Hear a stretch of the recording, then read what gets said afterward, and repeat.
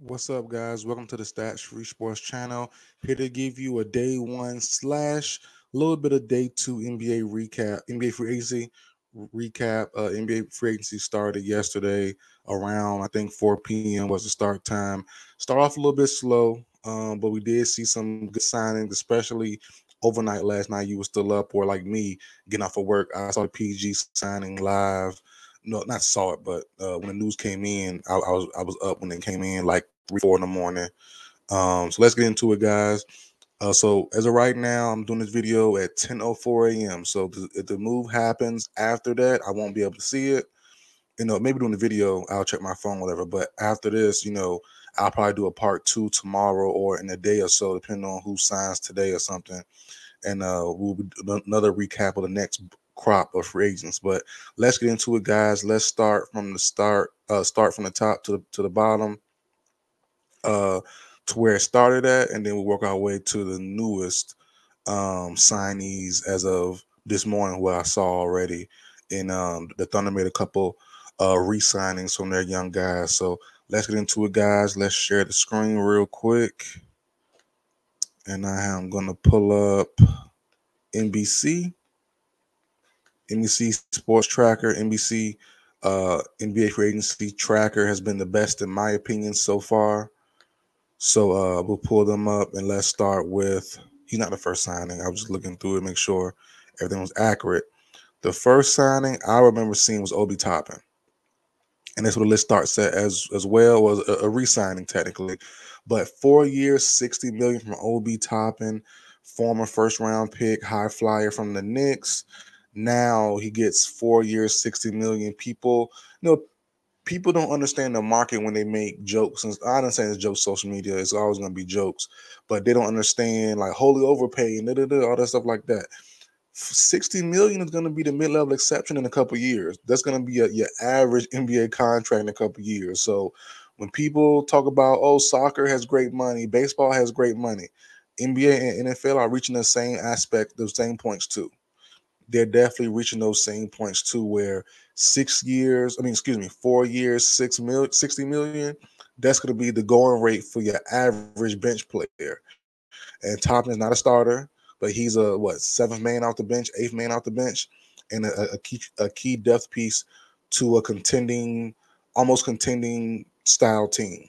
So 4 years, 60 million is the going rate going soon.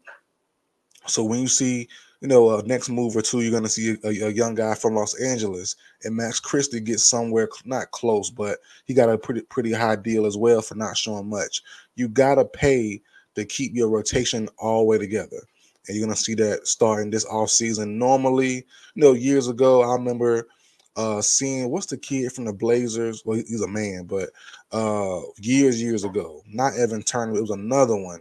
He was with the Nets, then with the Blazers, and or vice versa. He got like 3 years, 30 million. That was the going rate for a 3-and-D wing probably 6, 7 years ago. Now you're gonna have to pay up. 3 years, 45, 3 years, 50. 4 years, 60, stuff like that. And you see Obi Toppin, who's a decent player now. He was once just a high flyer. His game has gotten worked on overall the last couple of years, gotten a little bit better, especially since making the transition from Knicks to Pacers. He has gotten better and more freedom inside the offense. 4 years, 60 million. That's the going rate now for seventh man off the bench, eighth man off the bench to a title contending team. So especially if you have cap, that's what it's going to be. So I like the move. Not too much out there going to upgrade over Obi Toppin, someone who you're familiar with, someone who's already playing well in your system and your scheme, and with your teammate and with his teammates. So to me, that makes sense. Not mad at it. I like the move for the Indiana Pacers. Next up, we'll get to Paul George later. Obviously, we already know he signed somewhere, so we'll skip all that. Next up, as I said, Max Christie, unproven young guy out of Los Angeles. I believe 21 years old. Uh, 4-year deal, $32 million. Fire. Fire for him, And as I said, we always talk about baseball money, soccer money. Basketball money is getting to that crazy point where just a bench player is going to get crazy money. And Max Christie, unproven for what 2 years now. Hasn't really shown much. He's shown some promise, but under Darvin Ham hasn't gotten any PT really. 14 minutes a year last year. Numbers don't look crazy, but the contract does. So if he does pan out, if Max Christie does pan out and be a good rotational player, you're getting a guy for the cheap. As I just said, you're getting Obi Toppin for a contending team, 4 years, $60 million. The Lakers are a perennial contending team, and you're getting a young guard who can shoot the ball pretty well. Almost shot 40% from three last year, around 37, high 37, low 38s last year. You're going to get that for only 4 years, $32 million, and hopefully, obviously, 21 years old, he will get better, will get more playing time. And under new coach JJ Redick, they will be shooting that three ball a whole lot more. So I think Max Christie has a high upside. Pretty good guard, overall player, mainly more of an offensive guy, but does try on defense, can shoot the ball well. It's a great move. It's a great move. It looks crazy looking at the numbers and the current stuff, but like I always say, the big P, potential, or go with upside. Those two keywords are the main things you got to look at when drafting players and signing players, especially in basketball. Because everyone's so young, you got to see, okay, how will they translate in the next 2 years, 3 years, 4 years? So treating him like they did Austin Reeves. I know Reeves got paid a little bit later. He had to show improve more first. But Max Christie getting paid his money makes sense. It definitely does. So great move by the Lakers. I always like Max Christie. I liked him over Cam Reddish last year. I liked him over Spencer Dinwiddie last year. I know they're veterans. They've been around a lot longer, but I think Max Christie was better. I was saying that last year, and the Lakers feel the same way as well. So move on to the next one. Check my phone real quick. Let me see if Shams put anything out lately. Let me see. Nope, still the same. Oh, breaking news. The Thunder have signed to a 3-year deal, $87 million. Isaiah Hartenstein, former Knicks center. This has been rumored for a while now. Finally just happened. I'll get into detail more about it when it get to the newer signings, but great move. Great move. Let's keep going with the list. But breaking news, I figured something happened. Give it a couple minutes. Free agency is still hot. Next up, James Harden returning to the Clippers. 2 years, $70 million with the player option for the second year. Definitely, he's gonna decline it next year and then go for even more money, another multi-year contract, probably. It's a move you had to make. Obviously, Paul George. The rumor was the entire time they don't want Paul George back. They didn't want to offer him the multi-year. Well, the 4-year max. They were more considered. But they were more concerned with that last year from the 3rd to 4th year. So they wanted the 3-year max deal for Paul George and not the 4th year. Don't know why. Don't understand why. But that's another video for another day. Probably his own solo video of the demise of the Clippers. They just killed themselves in basketball sense. I don't get why not bring back Paul George. You might as well. But Clippers bring back Harden and come to an agreement. 2 years, $70 million with a player option, which basically means a no trade clause. He's not going to be traded this offseason. So, or even the middle of the season, Harden's safe there. Going to get some big pay the first year. Probably opt out. Look at the market. Opt out next year, and then resigns again or gets more money somewhere else. So, it's a cool move. Some you had to do with already losing or already on the market to lose Paul George around this time. Every report from everyone was saying Paul George is definitely gone. So it makes sense, especially also paired it with the Russell Westbrook news. They're going to trade him as well, or if they can't in the oncoming weeks, they're going to do a nice buyout, get him out of there, and he'll sign somewhere else. So this makes sense. Harden to the Clippers. Pretty good numbers last year, pretty good play last year, was mainly a distributor, but we might see Harden having to score more than he did last season. Obviously, no Paul George, a big scoring punch there, 20 plus points. No Russell Westbrook off the bench. He was his backup. But also, you have now KPJ, which we'll get into, so I think that might force Harden to a more active role on the offense as far as scoring goes. But we'll get into that later. Warriors waive Chris Paul. He's a free agent, as we all know. He signed somewhere. Kevin Love returned to the Heat. 2 years, $8 million. Makes sense. I like the move of them getting Ware in the NBA draft, but they had to bring him back, someone that to stretch the floor. So that makes all the sense in the world. Like the move there. Kings pursuing a trade for Brandon Ingram. Makes sense. We've been saying that for a while now. We already knew, the whole basketball world knew they had to upgrade from Harrison Barnes at that 3 spot. He was the weak link there. They have De'Aaron Fox. They kept Malik Monk. He signed a nice deal as well to return to the Kings. So it's all about getting that 3-and-D wing. I was all on the Mikal Bridges wave, but he cost a whole lot, but you have a guy like Brandon Ingram who makes sense as well. OG before the Knicks trade made sense. Any 3 made sense, in my opinion, for the Kings. Anybody that's an upgraded spot over Harrison Barnes, in my opinion. So I'm all fine with that. No qualms there if it does happen, but it got to be finalized first. But I wouldn't be mad at it. As I said, Clippers are trying to trade Russell Westbrook. The Denver Nuggets are the hottest team right now. They both have mutual interest. I wouldn't hate it, but it'll be a weird, clunky fit if it does happen. Reggie Jackson, he'll be taking over that role for Jackson, because Jackson's now going to the Hornets via trade a couple days ago. So you're going to bring in Russell to be Jamal Murray's backup, change of pace guy, clunky fit, not a shooter. The mid-range game has left him. It's tough. That's a weird move.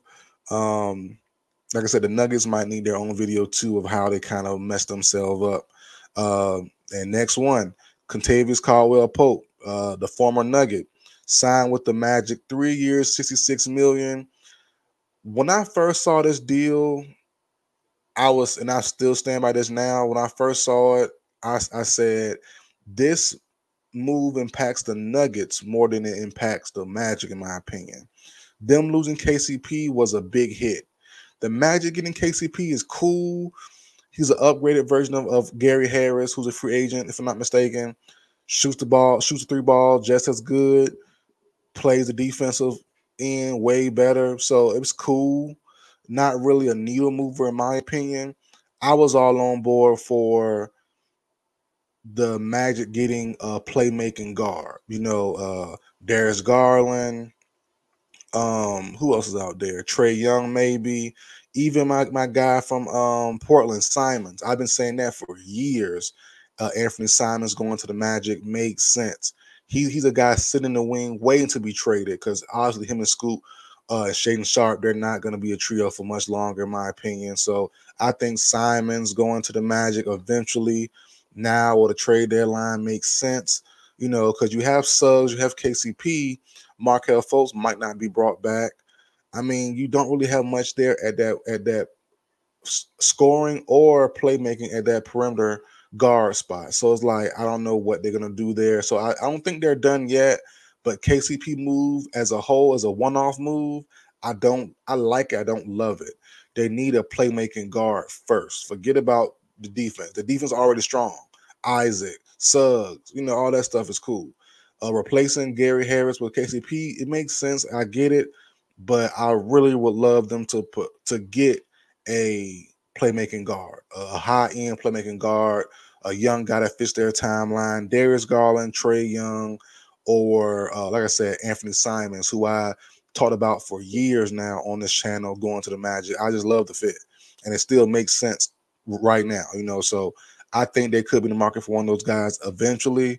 As we all said, I did a video a few months ago when the Cleveland Browns, the Cleveland Cavaliers had that issue going on with their former coach, JB Bickerstaff. Soon as their season ended, news came out that it's either Mitchell stays and Garland goes, or Garland stays, Mitchell goes. Obviously, Mitchell just resigned back then, so obviously we're going to see Garland most likely be going from the mix eventually. And I think the Magic are the best spot for that still. So Magic can definitely pair this move up with something else, then I would love it. But as a solo move, I like it, not love it, not the biggest need, in my opinion. Next, Andre Drummond sounds back with the Sixers. I think it's a 2-year deal, $10 million. Not bad. Not bad at all. The camera done fell on me. Hold on. Camera done fell on me. 1 second. 1 second. I'm popping the camera. There we go. Okay, that's a little. Let me make sure everything's good. Remove real quick. Yeah, it's not bad. Not bad. Okay. All right, let's bring the screen share right back up. I just want to make sure everything's good. Trying to talk with my hands all the time. I'm hitting things. All right. So Drummond back with back with the Sixers, 2 years, $10 million. Great move, great move. He was with the Sixers a couple years ago, if I'm not mistaken. Was with the Bulls, played pretty well behind Nikola Vucevic. 17 minutes a night, averaged 8 points, 9 rebounds. He's always been a double-double guy, or a pushing for a double-double guy since he's been in the league. So makes sense there. That was PG News. Chris Paul to the Spurs, a move I talked about on this channel. If you watched the video a while back, trying to remember when I did the video, but months ago when the news was on Trae Young to the Spurs, like I said back then, I never loved it. I never loved it. Never really made that much sense to me. I got it though, but I never really loved the fit. I was more of a DeJounte Murray guy back to the Spurs than Trae Young going to the Spurs. But in that video, I mentioned Chris Paul, Asian veteran, but he's still the point guard of the generation, and he still can pass the ball. And that was a main thing with Wemby and the Spurs last year. Trey Jones would come down, or even his teammates, but I really focus on him being the point guard. And I love Trey Jones. I'm a Duke fan. I love his brother Tyus, but Trey, when he came down the court last year, you would have Wemby, 100-foot long wingspan. You can give him the ball anywhere, he'll catch it, and he can do something with it. He's skilled, he's talented, but Trey Jones would just see tunnel vision and not pass on the ball. They look right at him, see he got an angle on somebody, see he got, just lob it up close, and he would just pass the ball around, or he'll say, forget it, I'll take it, and he'll jack up a shot.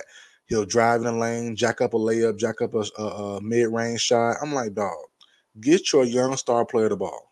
So I'm very happy with them getting a real floor general, a real point guard. This will make Wemby's numbers go up, make the team more dangerous in general.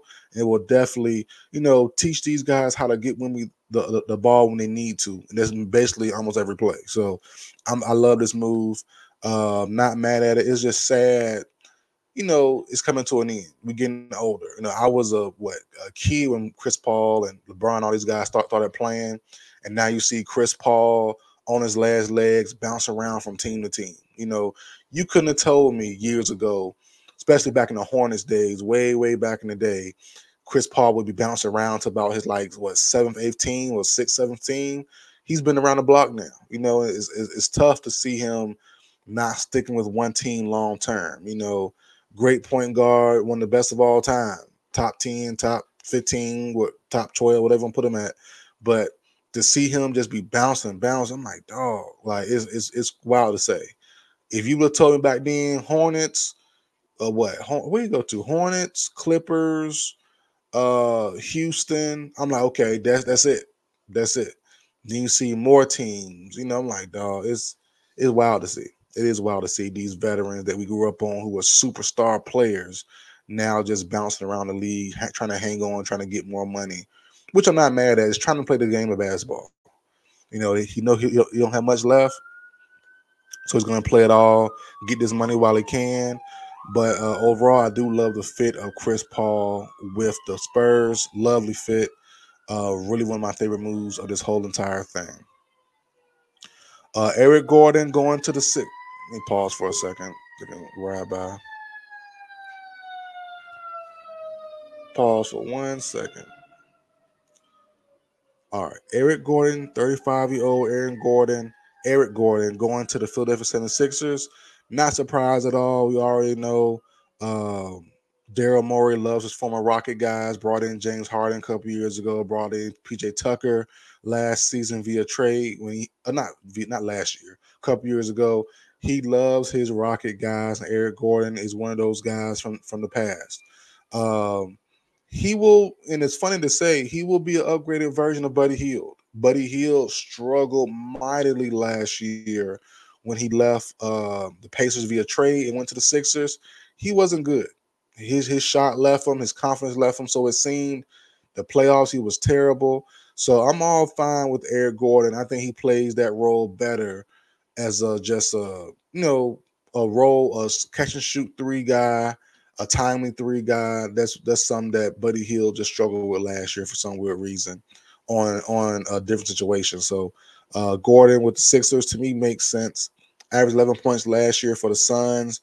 Shot 37% from three. He's gonna be a catch and shoot guy. Late in the shot clock, catch and shoot guy. I think there'll be a perfect spot for him and tucked away in the corner or tucked on the perimeter somewhere. It makes sense. K gets the bag, 5 years, 226 million. They had to. So no qualms about that there. No need to really discuss that there. No doubt about it that K was gonna get that money. Jonas Valanciunas, this move irked me so bad. Jonas Valanciunas goes to Washington Wizards for 3 years, 30 million. Now I understand the move as far as basketball goes and the team need and all that stuff. Alex Sarr will probably play the four, and he'll be the five probably in a couple, 3-4 years. So that makes once he bulks up and gets stronger and gets used to the game, the NBA game, all that stuff, he'll bulk up and go to the five. Fine. But Jonas, I'm more upset on Jonas on his end.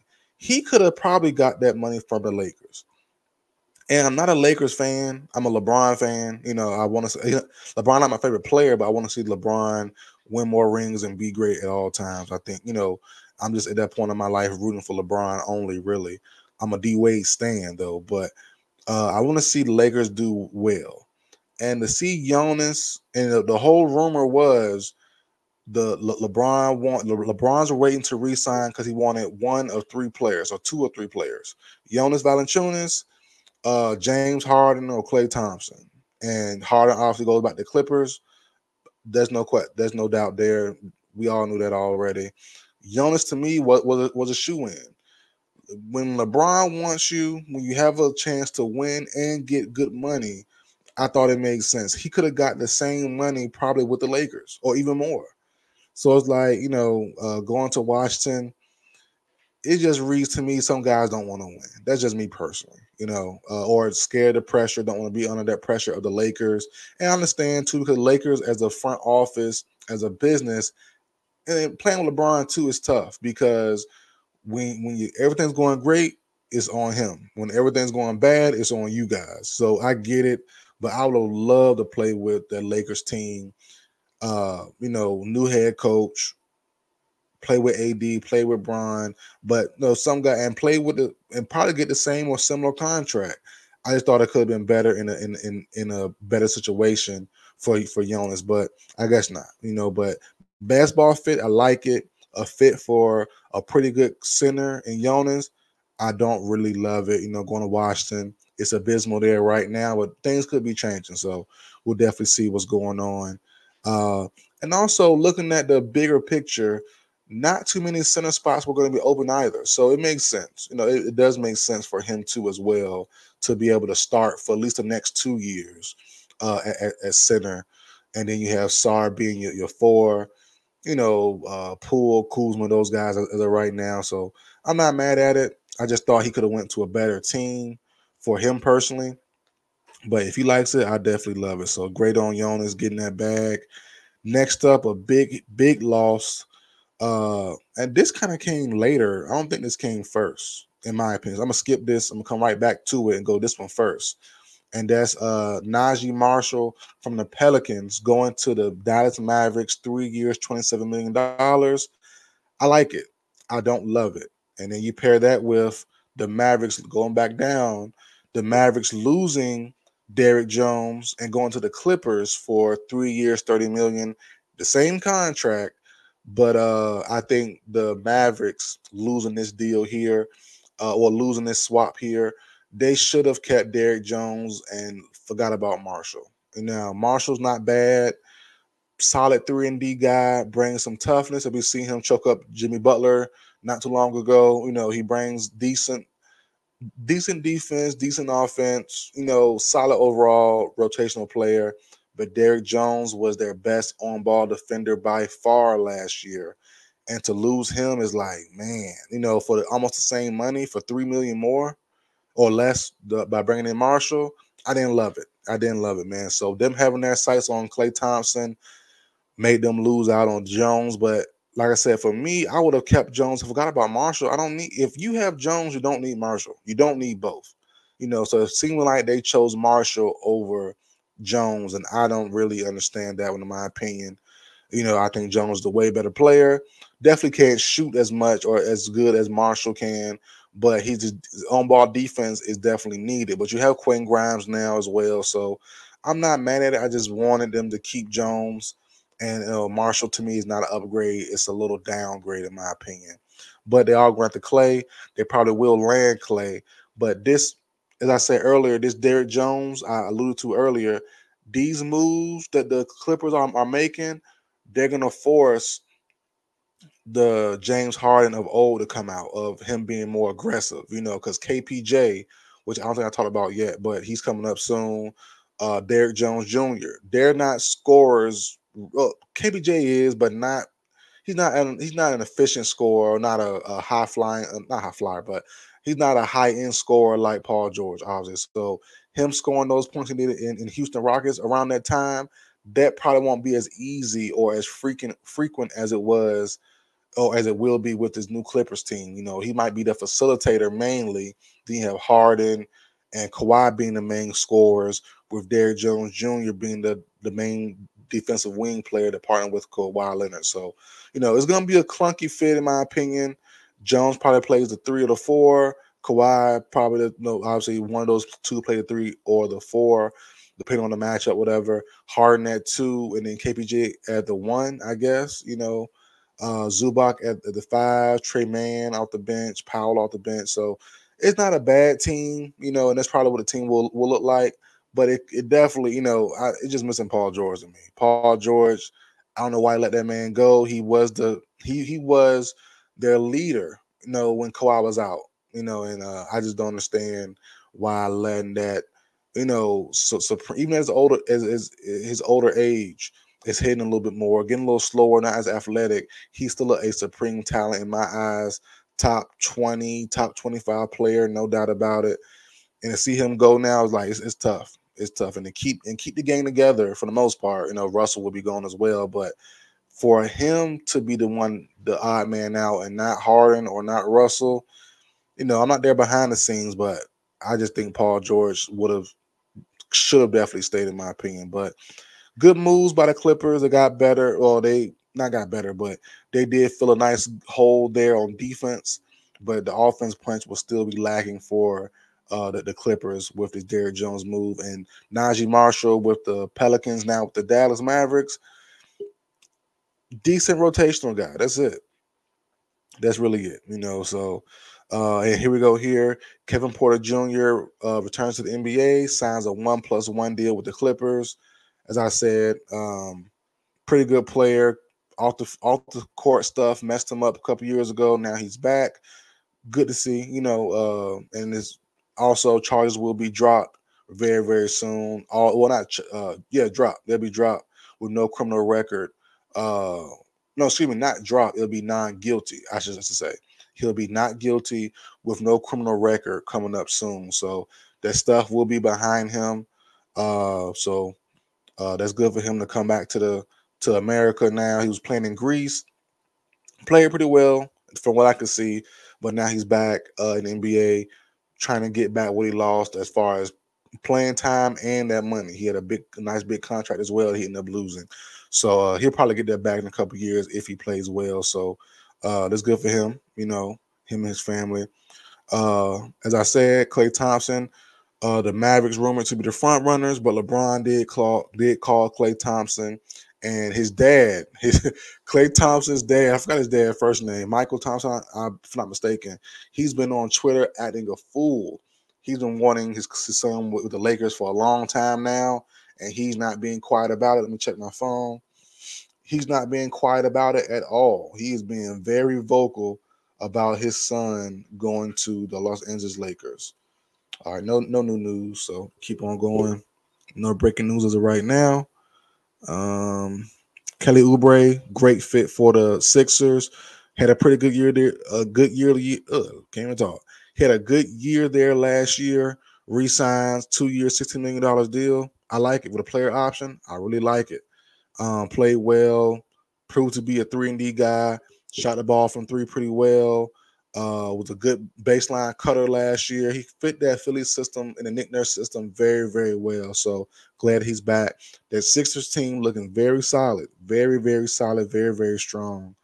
I like the move there. And as we see, Paul George, we see now, have went to the Sixers. The Sixers have their third star.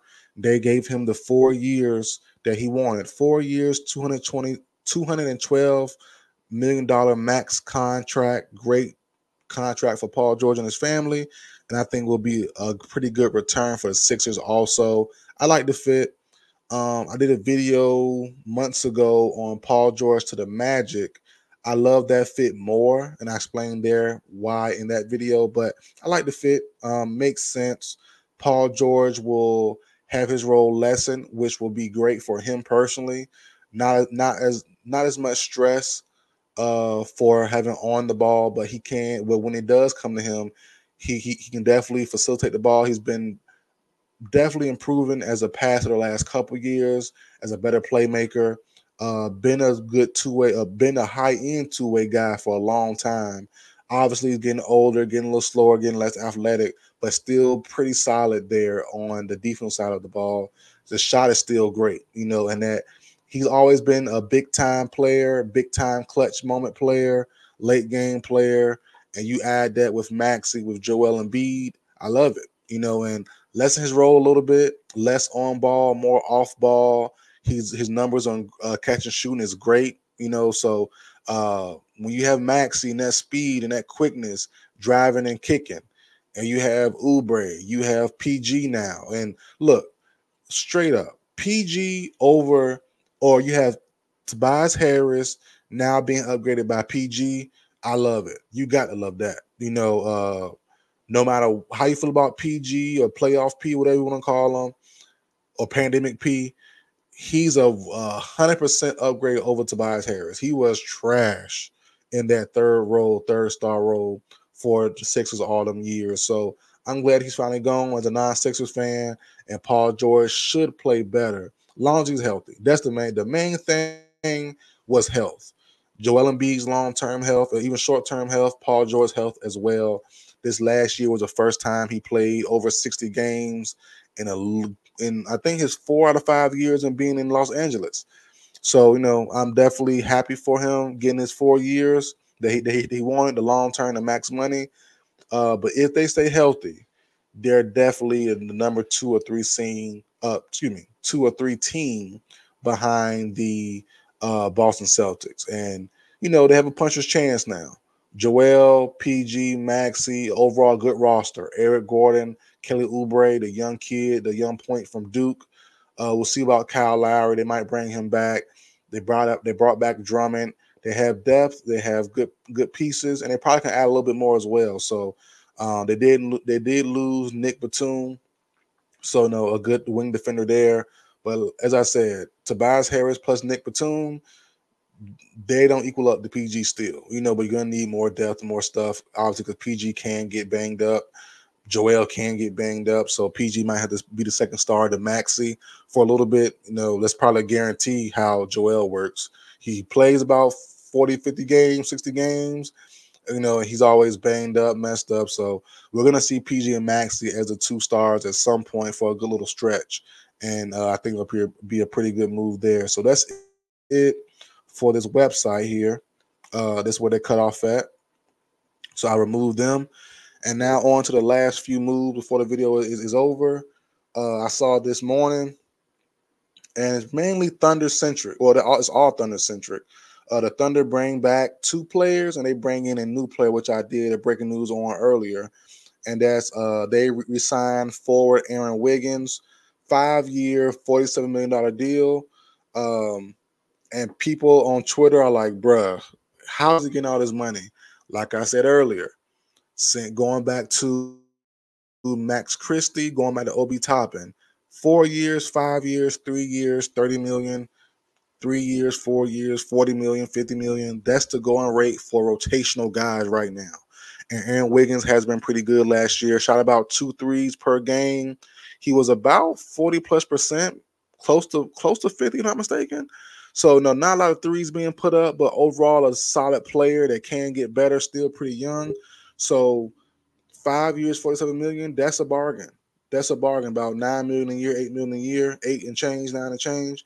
That's not bad at all. So I think that's a pretty good contract. Then you have Isaiah Joe on a similar deal. The 3-point shooter, former Sixer, but 4 years, 48, what, 4 years, $48 million to remain with the OKC Thunder. It makes sense. It makes sense, man. So, as I said, that 40-year, 50-year mark, even 60 years for like Obi Toppin, that's the new going rate for rotational pieces now. And these 2 guys are an integral part to that Thunder depth and to their team as a whole. So I like it. It's a lot of money, but I do like it. And on to the newest move, and refresh one more time. Yep, it's the last move. So the last move, Isaiah Hartenstein, which isn't new news. We all figured he would go here once the free agency started. But Isaiah Hartenstein, former big piece of the Knicks last year in their playoff run, he's now with the Thunder. 3 years, $87 million. Probably will be their starter at the 5 spot, pairing him with Chet Holmgren. And I've been saying this all off season after the Thunder got eliminated. I really love the idea of the Thunder getting a stronger 5, moving Chet down from the 5 to the 4, having a stronger big body 5.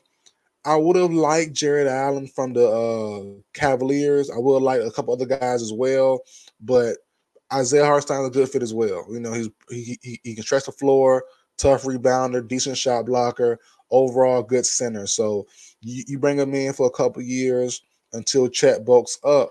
Then maybe after a year or 2, or probably 2 or 3, we might see Chet go back to the 5 full time, or we can just still get him at the 4, and then you have another 5 brought in via the draft or via free agency or trade or whatever in a couple years. But I do like the fit. I've been saying bring Chet to the 4 and bring in a more bigger body 5, and they did just that by bringing in Hartenstein from the Knicks, who the Knicks got better, obviously bringing in Bridges, keeping OG. I still would have tried to trade Randall and bring back Hartenstein for me personally, but that wasn't in the cards. They had Mitchell Robinson also, so it's not in the cards as of right now. But they can I think there's ways for the Knicks to get better and bring back another big. They have Robert Williams from the Blazers, who can't be counted on long term. I definitely understand that, but he's going to be probably moved soon, him or Ayton. So the Knicks can somehow get them for the cheapest. No, they get released or trade or something. They can get probably Robert Williams or something, or someone else I'm not thinking about right now currently. They can bring one of those guys in from the Blazers because they have Klingon from the draft couple days ago, and you're gonna have some guys, some vets be moved on from Tristan Thompson, from the Cavs who are free agents. So they have guys to get better at, or at least replace Hartenstein. Not as good, but they'll give you some sort of backup big behind Mitchell Robinson who can get banged up. So we'll see for the Knicks who they bring in, but I do love this fit for him and the Thunder. It makes sense. The Thunder spent some money internally, and they finally brought in the piece everyone thought they would once free agency started. The rumors were real heavy that Hartenstein and the Thunder would come to an agreement pretty soon. So look at my phone one more time. I'm going to refresh one more time before the video ends. Anything that will not be caught in this video will be caught in the next, probably a day or two from now. Yep, and there's no other moves. So that's it. Isaiah Hartenstein, the latest move. Oh, nope. I'm wrong. So Shams missed this one because Woj had this one. Hold on. Tobias Harris. Tobias Harris goes to the Pistons. 2 years, $52 million. They needed more scoring. Like I said earlier, Tobias is trash. He's not trash. Let me take it back, but he's just not aggressive. He's not aggressive, you know. And him going back to Detroit after all these years, cool. Is a good story. It's cool. It's cool. They needed more storm. They needed more scoring, but he's just so not aggressive. It doesn't really matter to me. You know, he has all the talent in the world.